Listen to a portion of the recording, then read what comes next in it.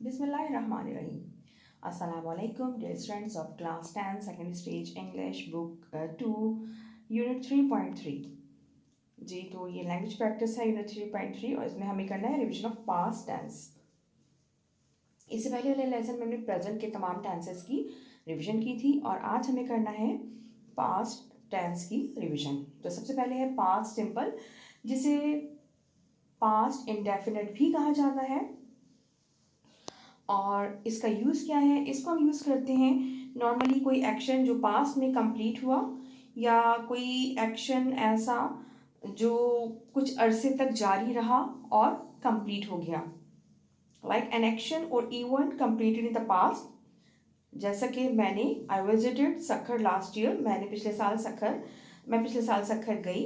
या फिर a series of actions and events completed over a period of time in the past, like my sister studied Islamic architecture when she was at the university। अच्छा जनाब, तो simple present में हमने क्या पढ़ा था? इनको सिंपल कहा ही इसलिए जाता है क्योंकि ये बिल्कुल सिंपल टेंस होता है, इसमें कोई हेल्पिंग वर्ब हमारे पास नहीं होता।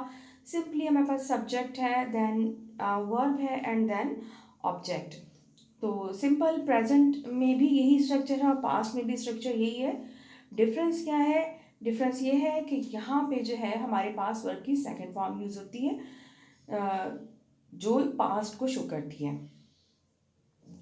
दूसरा डिफरेंस ये है कि जैसे प्रेजेंट में मैंने आपको बताया था कि हम दो ग्रुप्स में डिवाइड कर सकते हैं सब्जेक्ट्स को। इसमें ऐसी कोई जो है वो ऐसी कोई डिवीजन नहीं है और कोई भी सब्जेक्ट हमारे पास third person, first person, second person, singular, plural, whatever, हमने सबको एक ही तरह से करना है। यानी सिंपली सब्जेक्ट आएगा, उसके बाद हमारे पास वर्ब की सेकंड फॉर्म आएगी और उसके बाद हमारे पास सिंपली ऑब्जेक्ट आ जाएगा। जैसा कि आप यहाँ दोनों एग्जाम्पल्स देख सकते हैं। I visited first person singular, जिसको हम अलग वे में ट्रीट करते हैं, और my sister means third person singular. लेकिन यहाँ पे हमने दोनों को एक ही अंदाज में जो है वो सेंटेंस बनाया हुआ है, यानी दोनों में हमने simply helping verb second form, sorry helping verb जो उसकी सेकंड फॉर्म यूज़ की है। अच्छा जनाब, अब इसमें चूंकि हमें पता है कि कोई हमारे पास हेल्पिंग वर्ब नहीं होता, तो इसका नेगेटिव और इंट्रोगेटिव हम किस तरह बनाते हैं? इसका नेगेटिव और इंट्रोगेटिव बनाने के लिए हमें ये करना होता है कि जो हमने प्रेजेंट में जो हमने लिया था, प्रेजेंट में हमने क्या लिया था? प्रेजेंट में हमने डू को एज अ हेल्पिंग वर्ब लिया था। तो यहाँ पे उसी डू की सेकंड फॉर्म यानी कि डिड, डू जो है आपको पता ही होगा कि एक वर्ब है, तो ज़ाहिर है उसकी सेकंड और थर्ड फॉर्म भी होंगी। तो यहाँ पे हम उसकी सेकंड फॉर्म यूज़ करते हैं, डू की सेकंड फॉर्म डिड यूज़ करते हैं। अब जब हम इसको नेगेटिव या इंट्रोगेटिव बना रहे होते हैं तो क्या होता है, चूँकि हमने हेल्पिंग वर्ब डू की सेकंड फॉर्म डिड यूज़ की हुई है, यानी वर्ब की एक सेकंड फॉर्म हमारे पास आ गई है जिससे हमें ये पता चल रहा है कि ये पास्ट है। तो अब हमारा जो एक्टिव वर्ब है, यानी वो वर्ब जो काम यहाँ पे हो रहा है, उसको हम चेंज कर लेते हैं वापस उसकी फर्स्ट फॉर्म में।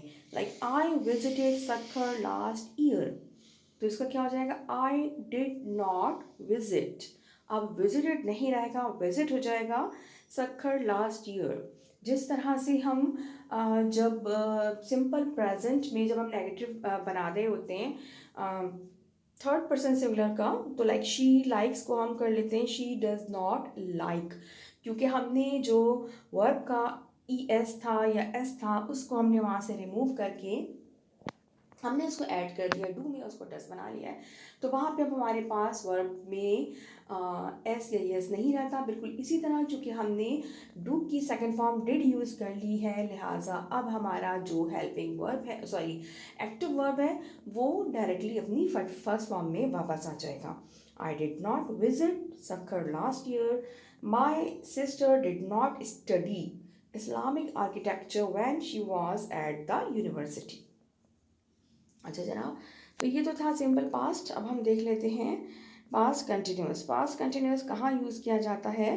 एक एक्शन या कोई इवेंट जो कि प्रोग्रेस में रहा था, प्रोग्रेस मीन्स जारी रहा था किसी पास्ट टाइम में कुछ टाइम के लिए, और जैसे सुबह बारिश हो रही थी या कल बारिश हो रही थी, या हम साहिल समंदर की सैर को जा रहे थे, वॉट एवर। तो अच्छा, इसको प्रोग्रेसिव भी कहा जाता है, इसको हम पास्ट कंटिन्यूस या पास्ट प्रोग्रेसिव कह सकते हैं। तो इसकी example, they were discussing the power break down in their area. वो अपने एरिया में होने वाले पावर ब्रेक डाउन को डिस्कस कर रहे थे, यानी कोई ऐसा काम जो शॉर्ट पीरियड के लिए इन प्रोग्रेस रहा था। या फिर एन एक्शन और single event in the past interrupted by a non continuous past action. या फिर कोई ऐसा इवेंट जो कि पास्ट में कंटिन्यू था लेकिन वो इंटरप्ट हो गया किसी नॉन कंटिन्यूस पास्ट एक्शन से। अब ज़ाहिर है इसी से समझ में आ जाना चाहिए कि नॉन कंटिन्यूस पास्ट एक्शन जो है वो हमारा ज़ाहिर है पास्ट इंडेफिनिट होगा, यानी कि सिंपल पास्ट होगा, और एक इसमें हमारा होगा पास्ट कंटिन्यूस। तो इसकी एग्जांपल देख लेते हैं। आई वॉज वॉचिंग टीवी, एक एक्शन जो कि माजी में जारी था लेकिन इंटरप्ट हो गया किसी नॉन कंटिन्यूस पास्ट एक्शन से। I was watching TV when you called last night, यानी मैं टीवी देख रही थी, उसमें इंटरप्शन किससे आ गई, आपकी कॉल से। I was watching TV when you called last night, जब कल रात को आपने कॉल किया तो मैं उस वक्त टीवी देख रही थी। जी जनाब, तो अब हम आ जाते हैं पास्ट परफेक्ट पे। पास्ट परफेक्ट जिस तरह से प्रेजेंट परफेक्ट था हमारा, बिल्कुल उसी तरह से है, ज़ाहिर है। अच्छा, इसमें सिवाय चेंज के क्या आ रहा है, हेल्पिंग वर्ब्स ही चेंज हो रहे थे ज़ाहिर प्रेजेंट से पास्ट में करने में। तो हैव की सेकंड फॉर्म होती है हैड।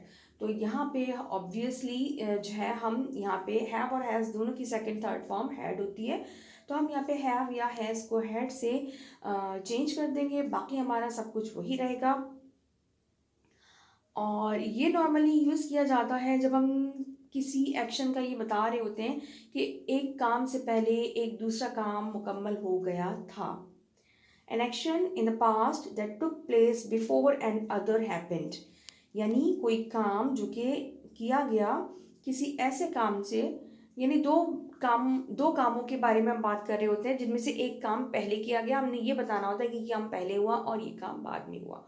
तो जो काम हमने सेंटेंस के अकॉर्डिंग जो काम पहले हुआ है उसमें हमने यूज़ करना होता है पास्ट परफेक्ट, और जो काम उसके बाद हुआ है उसमें हम यूज़ करते हैं सिंपल पास्ट या फिर past indefinite. Example, the train had left the station before we arrived there. जब हम स्टेशन पहुँचे तो ट्रेन रवाना हो चुकी थी, यानी पहले कौन सा काम हुआ, ट्रेन के रवाना होने का। हम वहाँ पहुँचे लेट, हम जब पहुँचे तो ट्रेन पहले ही जा चुकी थी। तो कोई ऐसा काम, यानी इसमें हमेशा दो पास्ट के एक्शंस होते हैं जिनमें से कोई एक काम पहले हुआ होता है। ऑब्वियसली हम यानी यही बता रहे होते हैं कि ये काम उस काम से पहले हुआ था या ये काम उस काम के बाद हुआ था। जो काम पहले हुआ है, जैसे कि ट्रेन की रवानगी पहले हुई है, ट्रेन का जो है वो डिपार्चर पहले हुआ है, तो वो आएगा पास्ट परफेक्ट में। और जो काम बाद में हुआ है उन दो में से उसको हम यूज़ करेंगे पास्ट इंडेफिनिट या फिर सिंपल पास्ट। या फिर an action continuing over a period of time up to a time in the past, कोई काम जो कुछ अरसे जारी रहा, एक ख़ास टाइम तक या कुछ अरसे के लिए जारी रहा, उसका जिक्र। My grandfather had been ill for a while, मेरे दादा कुछ अरसे के लिए या उस टाइम के लिए बीमार रहे थे। अब हम आ जाते हैं पास्ट परफेक्ट कंटिन्यूस। तो पास्ट परफेक्ट कंटिन्यूस में भी ज़ाहिर है आप देख रहे हैं कि पास्ट में सिंपली हमने हेल्पिंग वर्ब्स ही चेंज करने होते हैं, सिवाय सिंपल पास्ट में जिसमें थोड़ी सी चेंज ये भी थी कि हम हेल्पिंग वर्ब तो चेंज कर ही रहे हैं। जैसे प्रेजेंट में डू था तो यहाँ पे हमने डिड किया।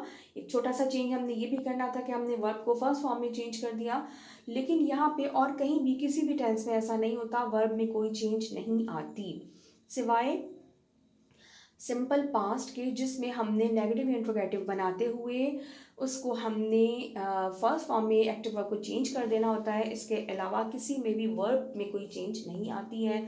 और इनके नेगेटिव इंट्रोगेटिव बनाने का तरीका सिंपली यही होता है कि हमारा जो भी हेल्पिंग वर्ब है, लाइक वॉज है या वर है या हैड है, हमने सिंपली उसको निकाल के शुरू में लगा लेना है, बाकी का सेंटेंस वैसा ही रहेगा तो हमारा इंट्रोगेटिव हो जाएगा। और नेगेटिव के लिए ऑब्वियसली हमने उसके साथ नॉट यूज़ करना है तो हमारा नेगेटिव बन जाएगा।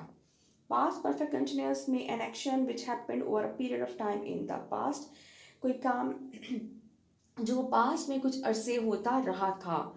माई coworker had been doing the job for 3 years, मेरा जो साथी है वो यहाँ पे 3 साल काम करता रहा था, यानी अब उसने छोड़ दिया है।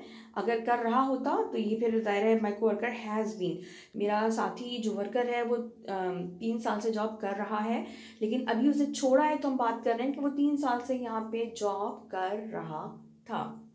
और ऑब्वियसली इसका नेगेटिव बनाने के लिए हमने हैड के बाद नॉट लगाना है। My coworker had not been doing that job for 3 years। अच्छा जनाब, फॉर और सिंस का यूज़ भी देख लेते हैं। फॉर हम वहाँ यूज़ करते हैं जहाँ पे हमें ड्यूरेशन दी गई है, जैसे यहाँ पे मेंशन किया 3 years। और सिंस हम जब यूज़ करते हैं जब हमें पॉइंट ऑफ जो टाइम है, जो बिगनिंग पॉइंट ऑफ टाइम है वो मेंशन किया गया हो। For example, my coworker had been doing that job since 2019, मेरा कोवर्कर 2019 से ये जॉब कर रहा था। जब हमें एग्जैक्ट टाइम जो है वो बिगिनिंग का बताया गया हो कि काम शुरू कब हुआ था, जब हमें ये बताया जाए तो हम सिंस यूज़ करते हैं, like since this Jain, since last 4 years, since 1979, since last month, since last year, since last an hour। और फॉर कहाँ यूज़ होता है? जब हम ड्यूरेशन की बात कर रहे हैं, for 3 years, for an hour, for a fortnight, whatever, जहाँ पे हमें सिंपली ड्यूरेशन दिया गया है कि कितने अरसे, वहाँ पे हमने फॉर यूज़ करना है। और कब से जब हमें बताया जा रहा है तो हमें सिंस यूज़ करना है। जी जनाब, तो आज के लिए इतना ही। इंशाल्लाह नेक्स्ट वीडियो में नेक्स्ट टॉपिक के साथ हाजिर होंगे। ज़ाहिर है कि इसी की एक्सरसाइजेज होंगी, वो इंशाल्लाह हम नेक्स्ट वीडियो में करेंगे। Till then take care, keep watching learn with Guzala. अल्लाह हाफिज़।